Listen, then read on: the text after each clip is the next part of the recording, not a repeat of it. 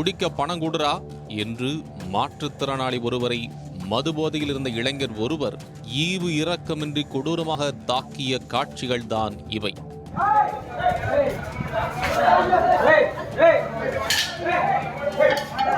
நாமக்கல் மாவட்டம் ராசிபுரம் புதிய பஸ் நிலையத்தில் உள்ள தமிழ்நாடு அரசு போக்குவரத்து உதவி மையம் அருகே மாற்றுத்திறனாளி ஒருவர் பயணிகளிடம் யாசகம் பெற்று தன் வாழ்நாட்களை கடத்தி வருகிறார்.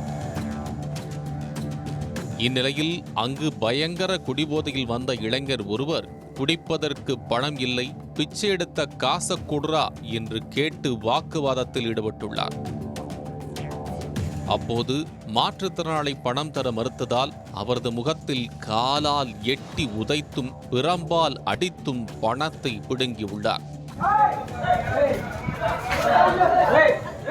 இந்த சம்பவம் அங்கிருந்த அனைவருக்கும் பெரும் அதிர்ச்சியை ஏற்படுத்தியது. மாற்றுத்திறனாளியை அடிப்பதை பார்த்த சிலர் அந்த போதை ஆசாமியை அடித்து விரட்டினர். இதனையடுத்து அங்கிருந்து சென்ற அந்த இளைஞர் சாலையில் வரும் கார் மற்றும் இருசக்கர வாகனங்களை நிறுத்தி மிரட்டியும் அருகில் உள்ள உணவகங்களுக்கு சென்று பணம் கேட்டும் மிரட்டியும் உள்ளார்.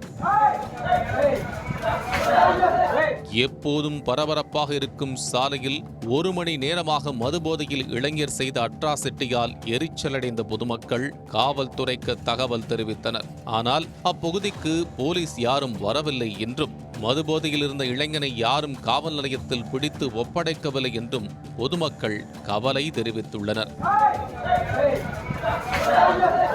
மதுபோதையில் பேருந்து நிலையம் மற்றும் சாலையில் ரகளை செய்த இளைஞர் மீது உரிய நடவடிக்கை எடுக்க வேண்டும் என்றும் வலியுறுத்துகின்றனர் அப்பகுதி மக்கள்.